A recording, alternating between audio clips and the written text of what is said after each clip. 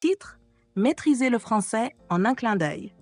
Rire, apprendre et adorer la langue en 3 étapes simples. Oui, c'est aussi facile. Avant de plonger dans notre aventure linguistique d'aujourd'hui, un petit mot pour notre sponsor extraordinaire.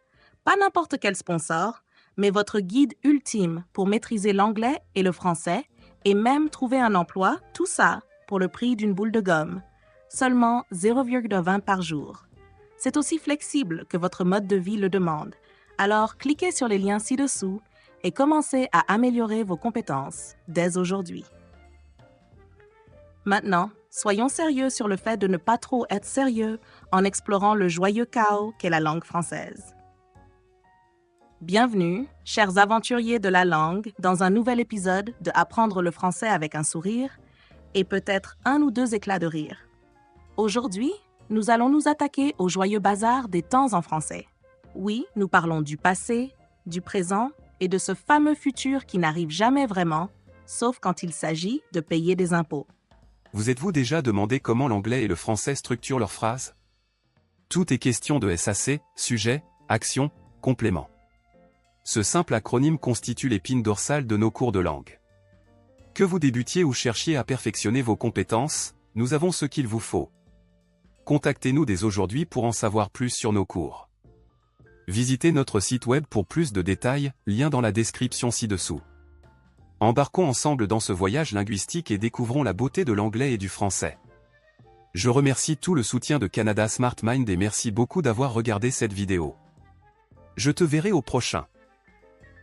Menu des 3 étapes. 1. Théorie. Comprendre la proportion des temps dans une conversation quotidienne. 2 exemples. Application pratique à travers une conversation typique. 3. Exercice. Testez vos connaissances avec des phrases pour vous entraîner. Théorie. La proportion des temps dans une conversation quotidienne. Ah, les temps verbaux en français, c'est un peu comme jongler avec des citrouilles. Mais ne vous inquiétez pas, je vais vous montrer comment les manipuler avec élégance et, si possible, sans trop de chaos.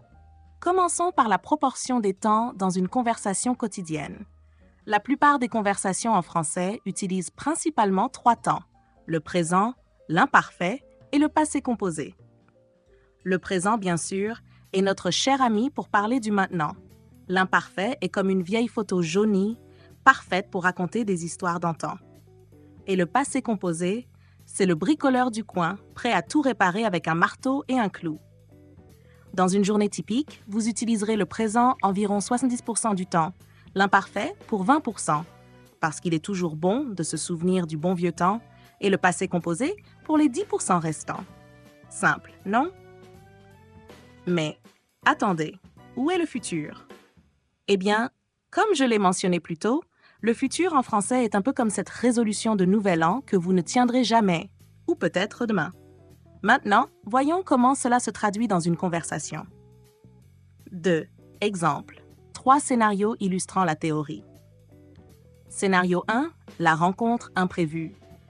Imaginez que vous rencontrez un ami d'enfance que vous n'avez pas vu depuis des lustres. Vous commencez par un bon vieux « Salut, comment ça va ?»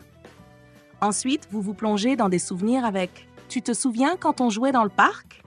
Puis, bien sûr, il y a la réminiscence du fameux « Tu te rappelles ce jour où on a cassé la fenêtre du voisin ?» Scénario 2. Les projets pour le week-end. Votre ami vous demande vos plans pour le week-end.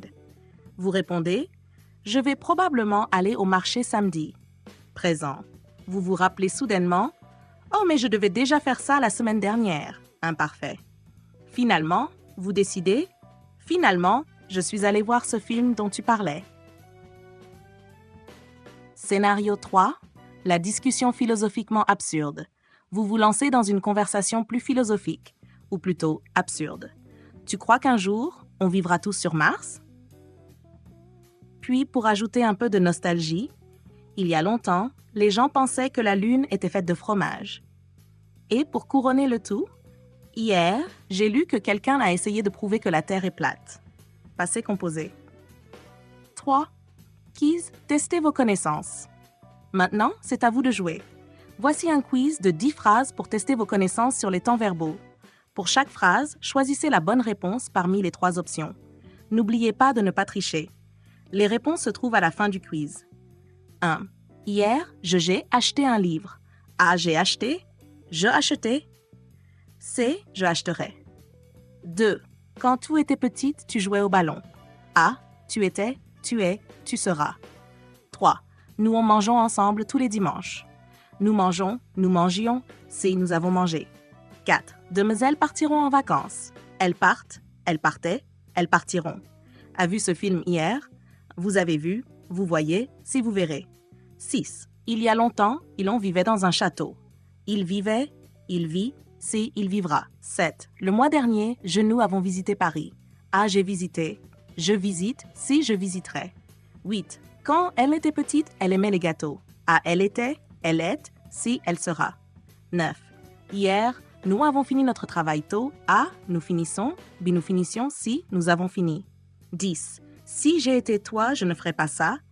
A. J'étais, B. Je suis, si je serai. Réponse A. J'ai acheté. Explication. On utilise le passé composé pour une action achevée dans le passé. 2. Réponse A. Tu étais. Explication. L'imparfait est utilisé pour décrire une action habituelle dans le passé. Réponse A. Nous mangeons. Explication. Le présent est utilisé pour une action qui se déroule régulièrement. 4. Réponse C. Elles partiront. Explication. Le futur simple est utilisé pour une action qui se déroulera dans l'avenir. 5. Réponse A. Vous avez vu. Explication. Le passé composé est utilisé pour parler d'une action terminée dans le passé. 6. Réponse A. Il vivait. Explication. L'imparfait est utilisé pour une action qui durait dans le passé. Cette réponse A. J'ai visité.